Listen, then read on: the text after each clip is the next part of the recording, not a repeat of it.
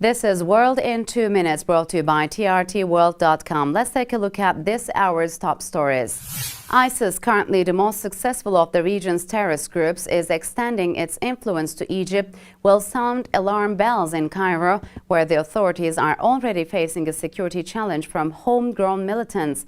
A senior commander from the Sinai-based Ansar Bayt al-Maqdis, which has killed hundreds of members of the Egyptian security forces over the last year, said Islamic State has provided instructions on how to operate more effectively.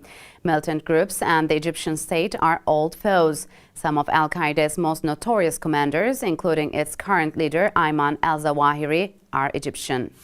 Canadian Prime Minister Stephen Harper said on Friday his country will deploy military officials to Iraq to advise government forces fending off an insurgency by ISIS militants. Prime Minister Harper said in a statement in the NATO summit in Cardiff that fanaticism of the ISIS militants harms innocent peoples of Iraq and Syria and is a real threat to regional security and beyond. In this mean, Harper also added that the deployment of the Canadian armed forces in Iraq would be a concrete step to deter ISIS militants and respond to the humanitarian crisis it has caused in the basin. 5 Bosnian miners are believed dead after a gas explosion collapsed part of a coal mine in Zenica in central Bosnia following an earthquake.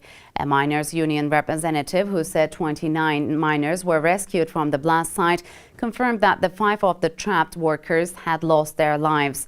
The men were all found in the same tunnel inside the mine, and it is believed they died of carbon monoxide poisoning. On Thursday, a 3.5 magnitude earthquake hit Zenica, 22 miles northwest of the capital Sarajevo, triggering a blast that caved in 2 tunnels inside the Projesko pit.